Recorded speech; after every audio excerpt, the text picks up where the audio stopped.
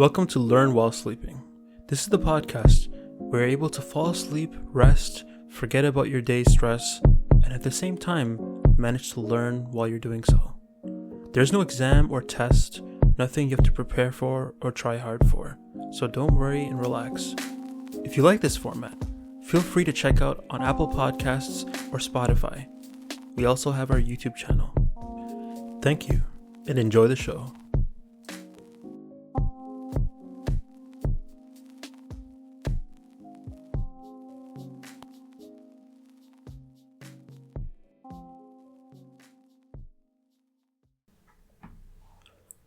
Welcome.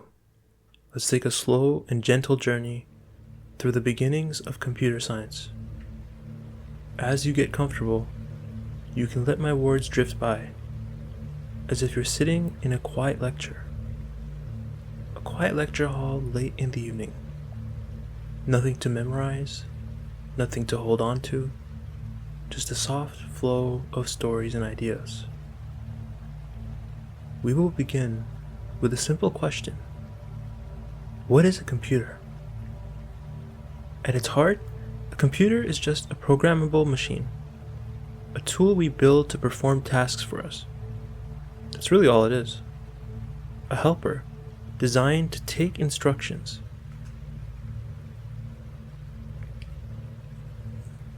Now, this helper is designed to take instructions and carry them out in ways that we make our lives easier.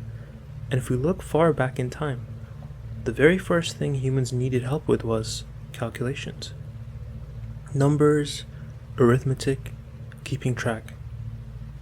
One of the earliest aids was the abacus, around 3,000 years before the Common Era, in Babylonia. Imagine rows of beads strung across wooden rods. By sliding them back and forth, people could add, subtract, and keep tallies of trade and goods. It was, in a way, the first finger-powered calculator.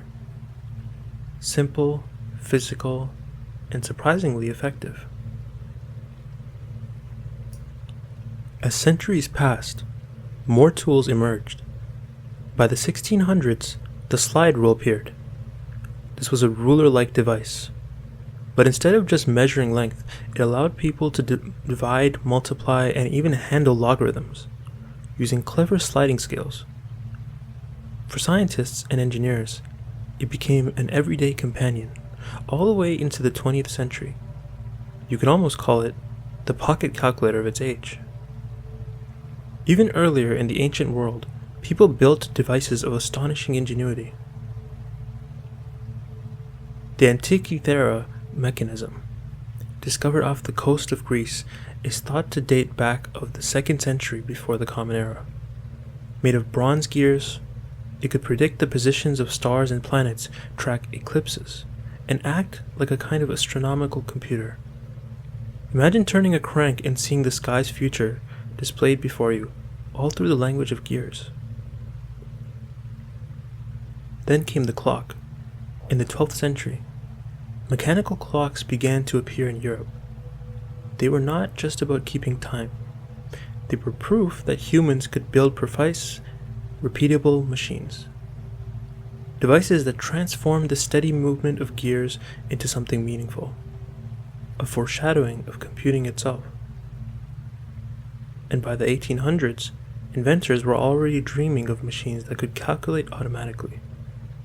The difference engine, designed by Charles Babbage, promised to mechanize complex tables of numbers. And the adding machine, born in the 17th century, made everyday arithmetic easier in shops and offices. Each of these steps, beads, gears, cranks, and wheels, was another rung on the ladder. Together, they show us that the computer did not appear suddenly. It was the long unfolding of human curiosity and our constant need to make sense of numbers. So as you rest and listen, picture the abacus beads sliding softly across. Picture the delicate gears of the Antikythera mechanism turning in silence. Picture the steady tick of an early clock in a dark cathedral. All of these are whispers from history, pointing us toward the computers we know today.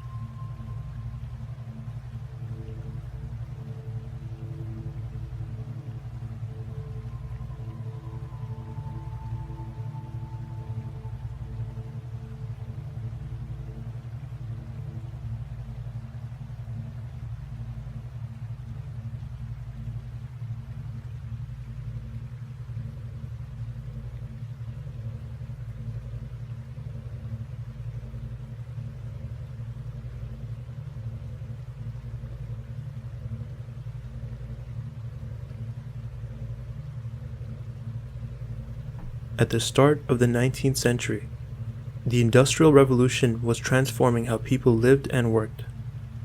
One invention from this era foreshadowed the way computers would one day process instructions: the Jacquard loom. Invented by Joseph Marie Jacquard in 1801, this loom automated the weaving of complex textile patterns. The trick lay in the use of punched cards. Each card had holes arranged in specific positions. As the loom operated, the presence or absence of holes determined which threads were lifted, creating intricate designs automatically. A weaver could feed in a sequence of cards and produce repeating, elaborate cloth patterns without manually adjusting every thread. This was more than just a textile innovation. It demonstrated for the first time that instructions could be stored separately from the machine itself. By changing the set of punched cards, the loom could run a completely new pattern. In other words, the Jacquard loom introduced the idea of programmability. Over time, punched cards found uses beyond textiles. In the late 19th century, Herman Hollerith used them for data processing in the 1890 United States Census. His tabulating machines could read punched cards to sort and count population data far faster than human clerks. Hollerith's company eventually became part of what we know today as IBM, International Business Machines. The concept of encoding machines with information via holes on a card would continue well into the 20th century, becoming a staple of early computer programming. Before keyboards and screens, students and programmers would sit at machines called key punchers, creating stacks of cards that stored programs line by line. But if punched cards gave us a way to store instructions, we still needed a way to think about instructions clearly. That leads us to the concept of the algorithm. The word comes from the 9th century Persian mathematician Muhammad ibn Musa al-Khwarizmi, whose name eventually gave rise to the word algorithm. An algorithm is simply a finite, unambiguous set of steps to solve a problem, a recipe for reaching an answer. Ancient examples include Euclid's algorithm from around 300 BC for finding the greatest common divisor of two numbers, and the sieve of Eratosthenes around 100 AD for identifying prime numbers. Fast forward to the 19th century, and algorithms begin to be paired with machines. Ada Lovelace, working with Charles Babbage's analytical engine design, wrote what many consider the first computer algorithm, a set of instructions for the engine to calculate Bernoulli numbers. She recognized something profound, that such machines could go beyond calculation and manipulate numbers and symbols in general, opening the door to what we know now as programming. By the mid-1800s, another leap occurred with the work of George Boole. Boole, an English mathematician, developed what we now call Boolean algebra. Instead of working with numbers, Boolean algebra worked with truth values, true and false, yes and no, 1 and 0. His system allowed logical reasoning to be expressed mathematically. At the time, it seemed abstract and philosophical, but decades later, Boolean logic became the foundation of digital circuits, where switches could be on or off, current flowing or not flowing. Nearly every computer today is built on the principles Boole first laid out. Then came the 20th century, and two figures who carried these ideas into the electronic age. Claude Shannon, in the 1930s and 40s, was a pioneer of information theory. In 1937, while still a graduate student, he showed how Boolean logic could be used to design electrical circuits. A circuit of relays could implement logical operations like AND, OR, and NOT, which formed the building blocks of computation. Later, in 1948, Shannon published his landmark paper, a mathematical theory of communication, which defined how information can be encoded, transmitted, and then decoded reliably, even in the presence of noise. His work underpins everything from data storage to modern internet communication. And then there was Alan Turing, born in 1912. Turing introduced the concept of the Turing machine, an abstract model of computation. It wasn't a physical device, but a thought experiment. A machine that could manipulate symbols on a strip of tape according to a set of rules. Turing used it to define the limits of what can be computed, establishing the very foundations of computer science. Now, Turing also devised the Turing test, a way of asking whether a machine could convincingly imitate human intelligence in conversation. To this day, this test remains a reference point in discussions about artificial intelligence, which is as relevant as possible now with the introduction of AI and ChatGPT. During World War II, Turing led a team at Bletchley Park in Britain that cracked the German Enigma code, a cipher that many believed unbreakable. With the help of electromechanical machines he helped design, his team deciphered messages that proved critical to the Allied victory. This achievement not only demonstrated the power of computation, but also highlighted its growing role in matters of global importance. From punched cards to algorithms, from Boolean algebra to Shannon's communication theory, from Turing's theoretical machines to his wartime code breaking. This period set the stage for electronic computing as we know it. The language of logic and the concept of programmability were finally coming together.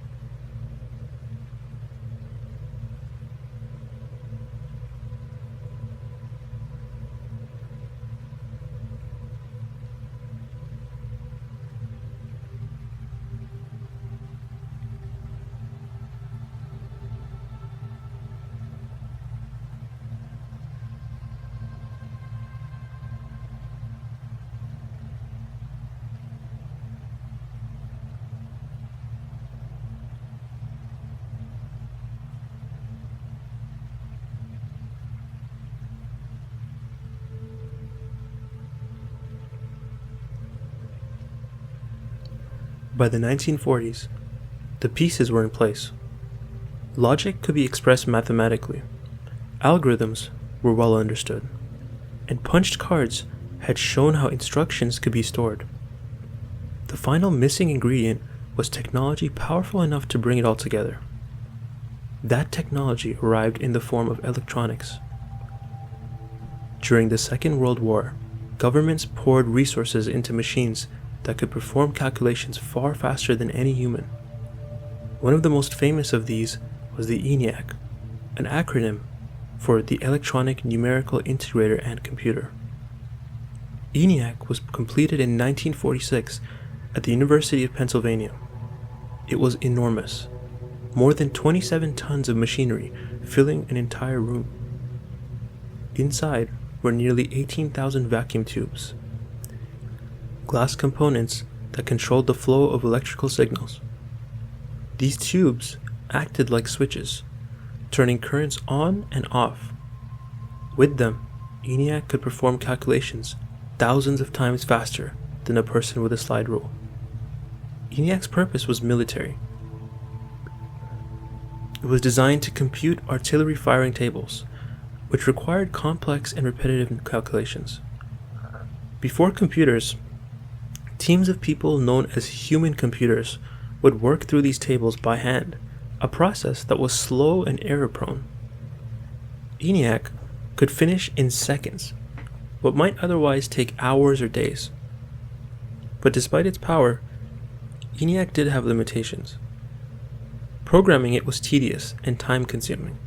To change its task, the engineers had to physically rewire the machine, plugging and unplugging cables, setting switches by hand. It was fast, but not flexible. The reliance on vacuum tubes was another challenge. Vacuum tubes could switch currents at high speed, but they were fragile, generated enormous heat, and burned out frequently. A machine with thousands of them required constant maintenance. The room-sized computers of this era often needed teams of technicians just to keep them running. The next breakthrough came from John von Neumann, a brilliant Hungarian-American mathematician. Von Neumann realized that instead of rewiring a computer for every new task, instructions could be stored inside of the machine itself, alongside the data it was working on. The idea became known as the stored program architecture, or more simply, the von Neumann architecture. In this design, a computer consists of a central processing unit, or a CPU, then memory and input-output devices, all connected by a system of communication pathways. The CPU repeatedly fetches instructions from memory, decodes them, and executes them, a cycle known as fetch, decode, execute. This approach transformed computers from single-purpose machines into flexible tools. A stored program computer could switch tasks simply by loading a new program into memory. That concept still defines computers today, from supercomputers to smartphones. Von Neumann also insisted on using binary, internal coding based on zeros and ones, rather than decimal numbers. Binary simplified the design of circuits, since vacuum tubes and later transistors could easily represent two states, on and off. That decision laid the foundation for the entire digital age. While architecture and hardware were advancing, another bottleneck remained: programming. Early programmers had to write in machine code, long strings of binary digits like 011010001. Writing programs this way was slow, error-prone, and exhausting. Enter Grace Murray Hopper, a pioneering computer scientist and U.S. Navy Rear Admiral. Hopper recognized that computer programming needed to be easier if computers were to become widely useful. In the 1950s, she developed the first compiler, a tool that could translate human-readable instructions into machine code. Instead of writing in binary, programmers could write in something closer to English, and the compiler would do the heavy lifting. This invention changed programming forever. It meant that computers could be used not by just mathematicians and engineers, but by a much wider range of people. Hopper's work paved the way for high-level programming languages like COBOL, which became essential in business and government. So, by the mid-20th century, the basic model of modern computing was already in place. ENIAC had proven electronic speed, von Neumann's architecture had provided flexibility, and Hopper's compiler had made programming more accessible. These developments turned the computer from a fragile wartime experiment into a general-purpose machine, something that could eventually leave the laboratory and enter universities, businesses, and, eventually, homes.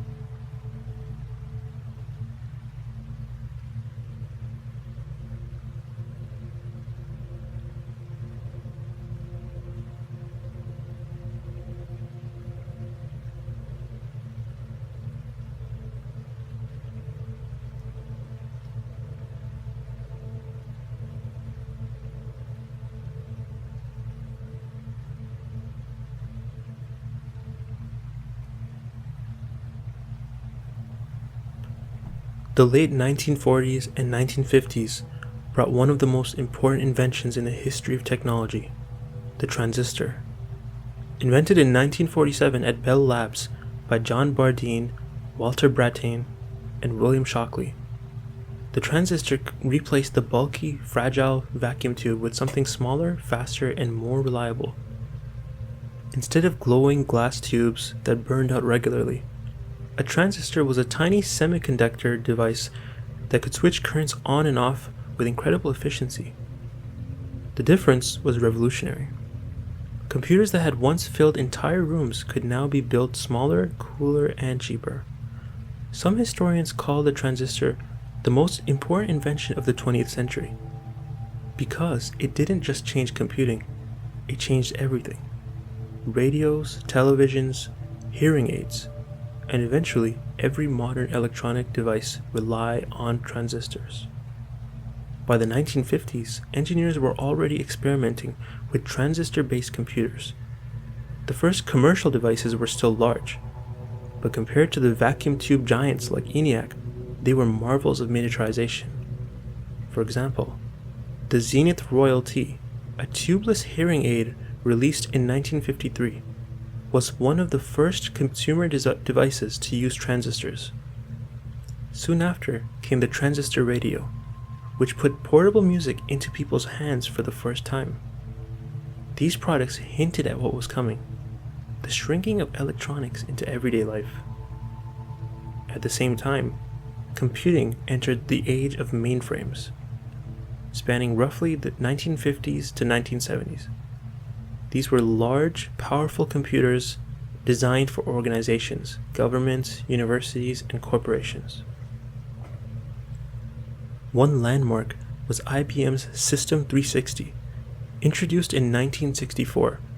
Unlike earlier models, which were often one of a kind, the System 360 was a family of computers with a compatible architecture.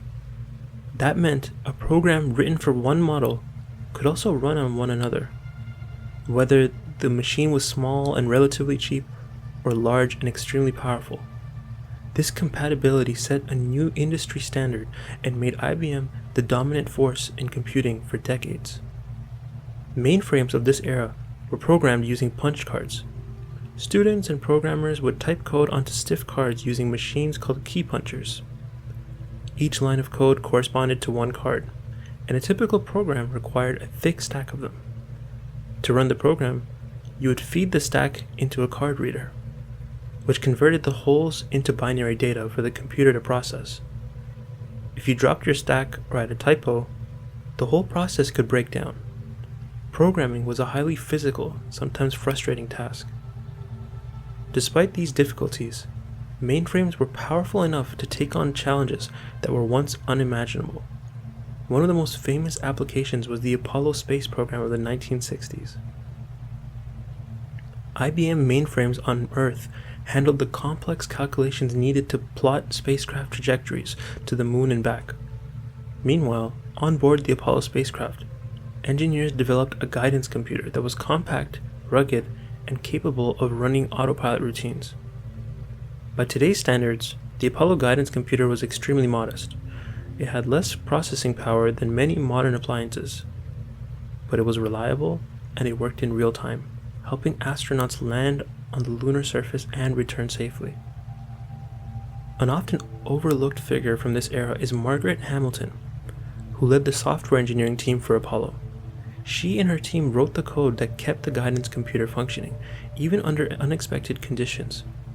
For example, during the Apollo 11 landing, alarms went off as the computer became overloaded with tasks.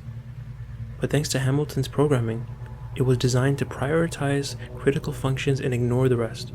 This allowed Neil Armstrong and Buzz Aldrin to complete their descent and make history.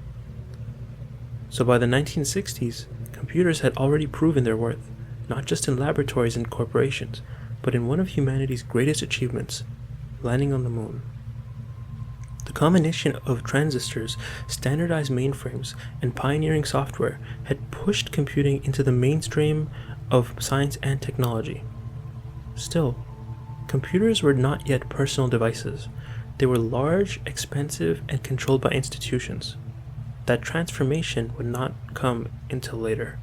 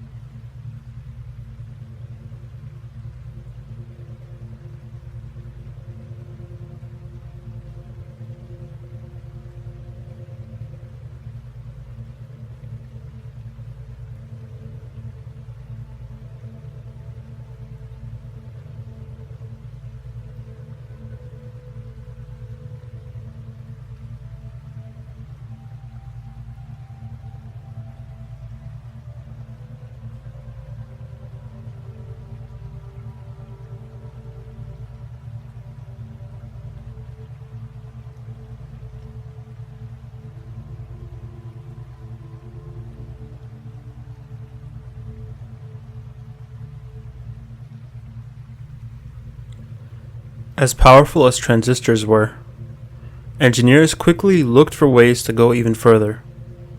The next leap was the integrated circuit, developed in the late 1950s and the early 1960s.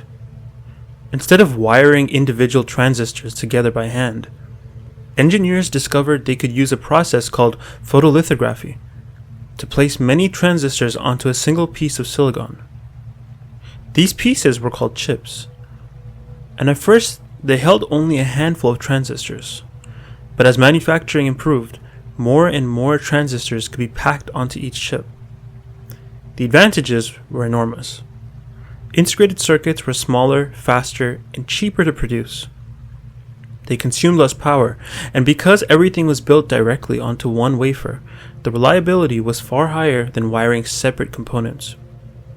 This breakthrough allowed computers to shrink again, moving from room-sized mainframes toward machines that individuals could actually own. In 1971, Intel released the 4004 microprocessor, the first commercially available microprocessor.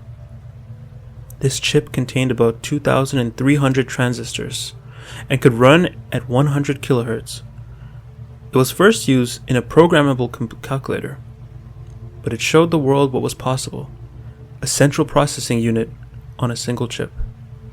Microprocessors made the personal computer revolution possible. By the mid-1970s, hobbyists were assembling the first microcomputers, small systems that could be purchased by individuals. At first, these machines were limited and mostly used by enthusiasts, but then software began to appear that made them useful to a much wider audience. One of the most important early programs was VisiCalc, released in 1979. VisiCalc was the first electronic spreadsheet. It allowed users to enter numbers into a grid of cells, and then apply formulas so that changing one value would automatically update the others. Originally developed to make homework easier, it ended up transforming business. Suddenly, personal computers weren't just toys for hobbyists. They became essential tools for accountants, managers, and anyone who worked with numbers. In 1981, IBM entered the market with its first personal computer, the IBM PC. Unlike earlier hobbyist machines, the IBM PC used an open architecture, meaning other companies could build compatible hardware and software. This decision created a standard that rapidly spread across the industry. The CPU was supplied by Intel, and the operating system was provided by a small company called Microsoft. Together, IBM, Intel, and Microsoft defined the personal computer era. A few years later, in 1984, Apple introduced the Macintosh. Unlike the IBM PC, the Macintosh was designed as a computer for the rest of us. It popularized the graphical user interface, or GUI, where users could interact with icons, windows, and a mouse instead of typing commands into a terminal. The Macintosh made computing more approachable, especially for creative work like graphic design and publishing. Meanwhile, a quieter revolution was taking shape in the background: networking. In 1969, the US Department of Defense funded the creation of ARPANET, a large area computer network connecting a handful of universities. It allowed researchers at UCLA, Stanford, UC Santa Barbara, and the University of Utah to share data and communicate electronically.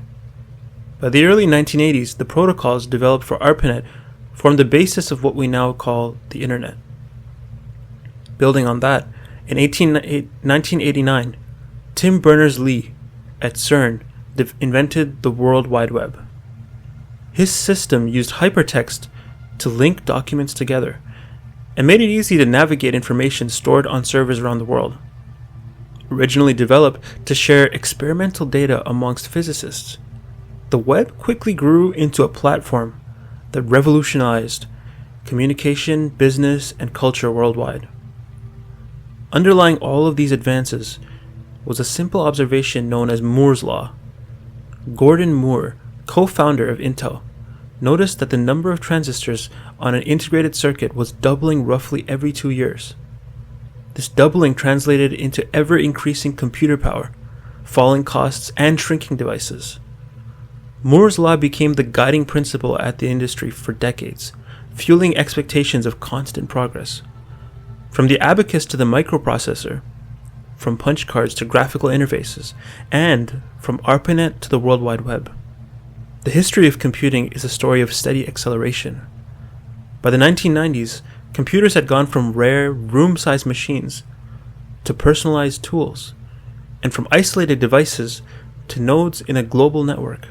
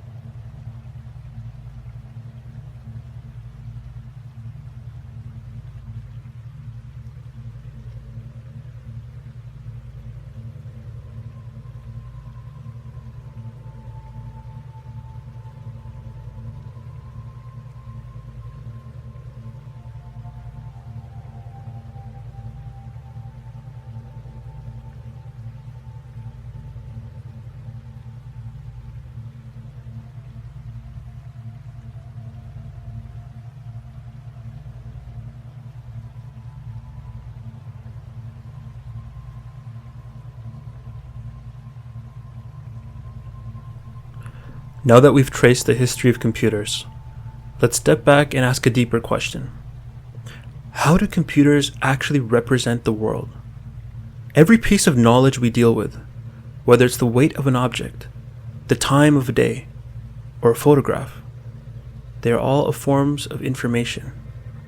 Information is the thing we want to capture, remember, or share.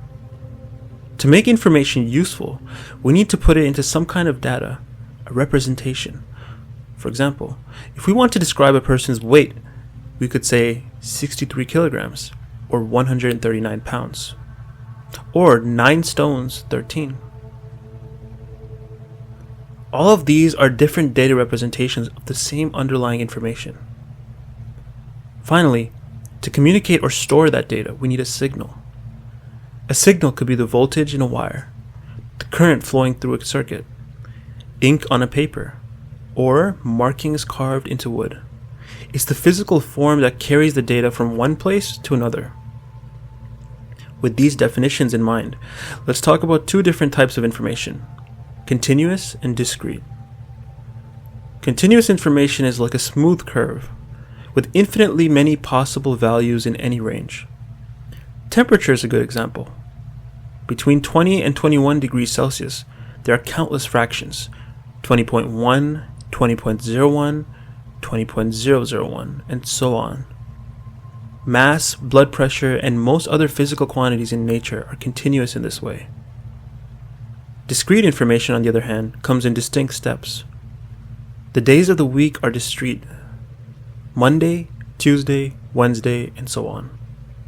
The number of students in a classroom is discrete, because you can't have half a student. Text is also discrete. Every word is a combination of letters from a finite alphabet.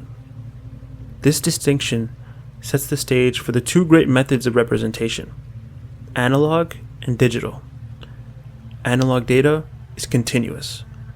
It represents information in a form that varies smoothly, directly corresponding to the phenomenon being measured. Think of the mercury column in a traditional thermometer. It rises and falls continuously with temperature, giving you an immediately infinitely precise representation. Digital data is discrete. It represents information in steps, using a finite set of symbols. Time on a digital clock is a simple example. Instead of a smooth sweep of hands, it jumps from 21:04 to 21 minutes and 05 seconds, losing the exact seconds in between. Some precision is sacrificed, but the representation becomes easier to record, store, and manipulate. Medicine gives us another good comparison: a mercury sphygmomanometer, the classic blood pressure gauge. This is analog, highly accurate but cumbersome, and reliant on toxic mercury. An aneroid sphygmomanometer replaces the mercury with a needle on the dial, still analog but somewhat less precise. And today, digital blood pressure monitors display numbers on a screen, easy to use and quite reliable, though they represent the underlying pressure as discrete values. We see the same principle everywhere: continuous reality, captured in either analog or digital form. Each has its strengths. Analog often feels more natural, but digital is easier to process, copy, and transmit. By the mid-20th century, as computers began to spread, the digital method took the lead. Computers are built on circuits that thrive on two states, on and off, high voltage and low voltage, 1 and 0. To work with the messy, continuous world, they needed a way to turn analog signals into digital data.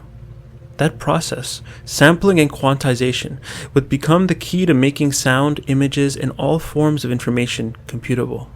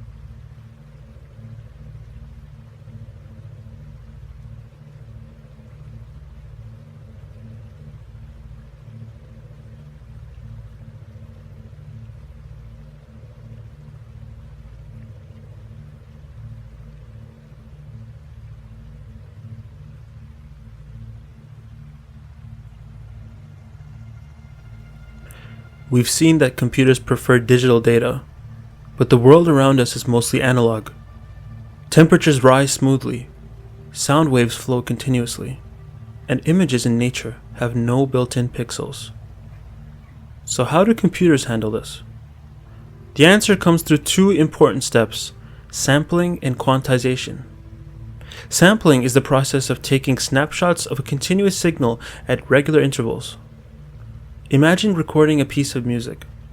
The air pressure changes continuously as sound waves move through it.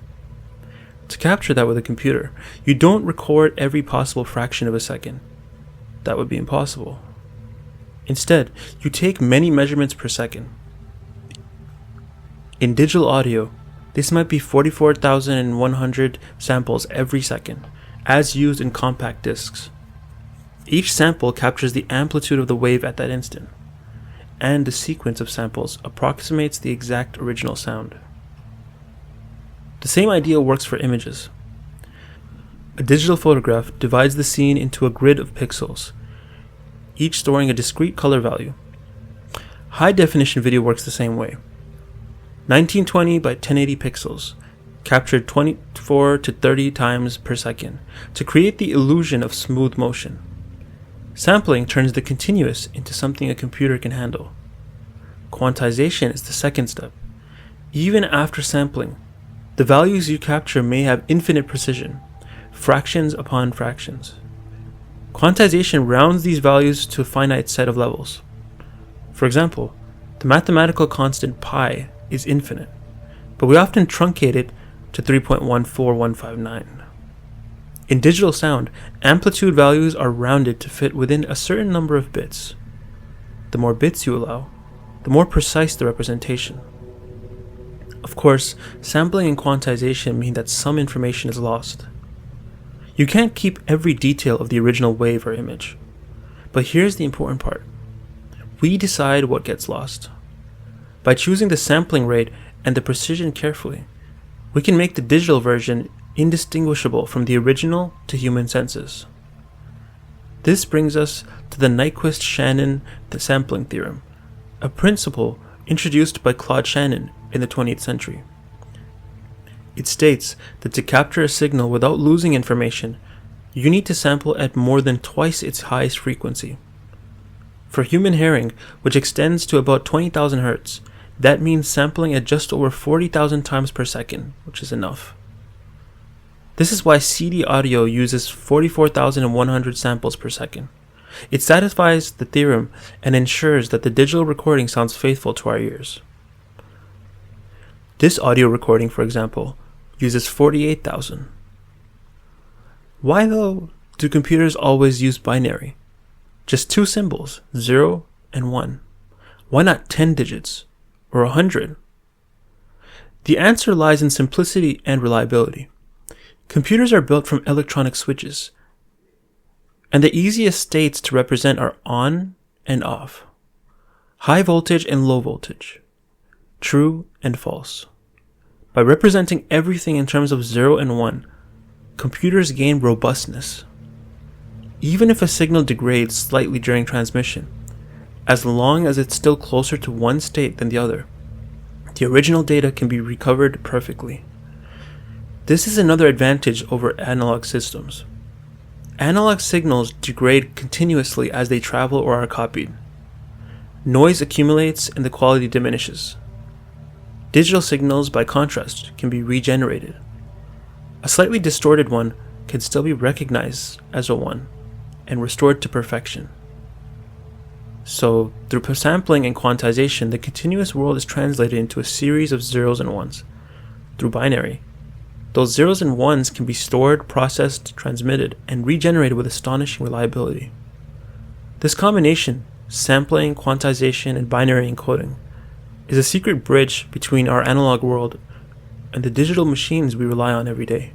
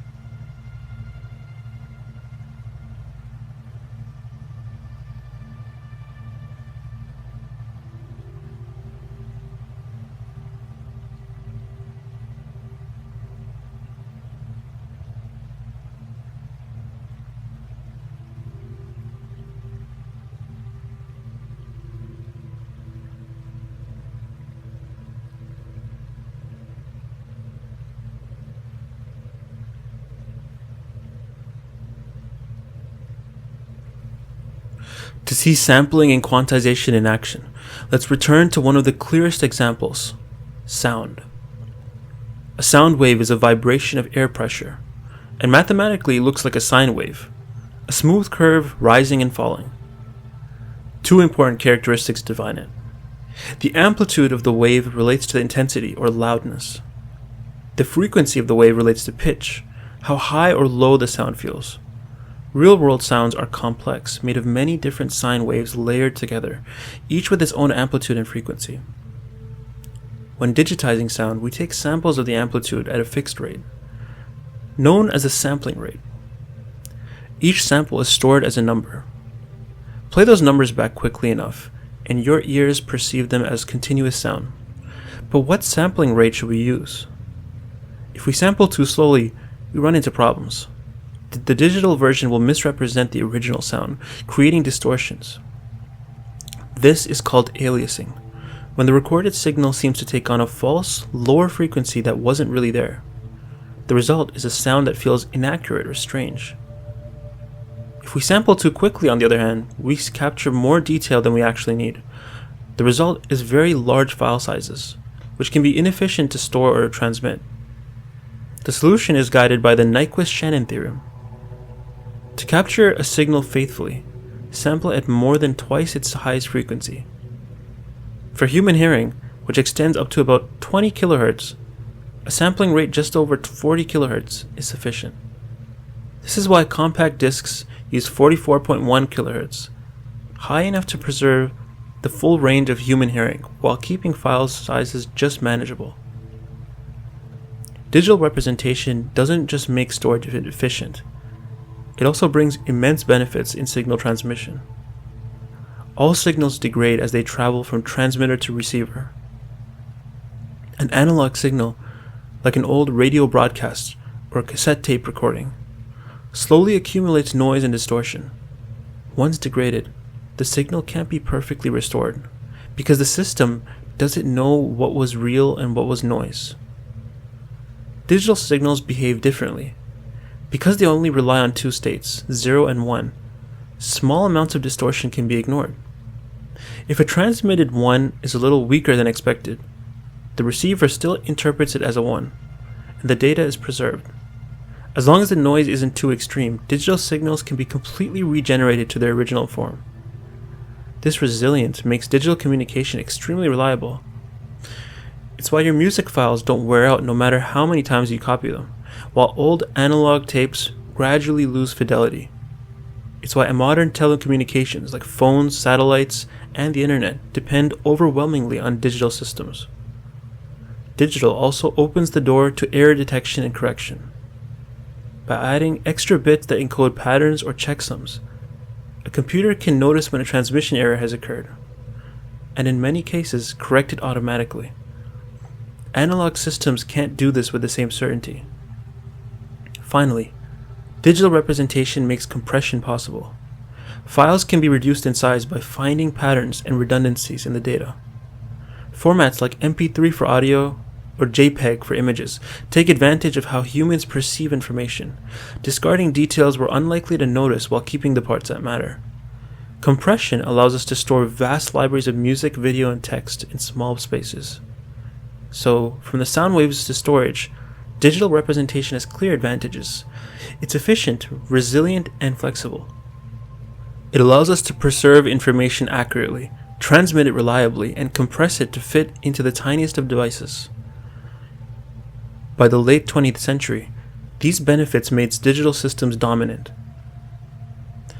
Analog devices still exist, of course, but the world has shifted decisively to digital because it offers something precious: the ability to make perfect copies and to keep information intact as it moves through time and space.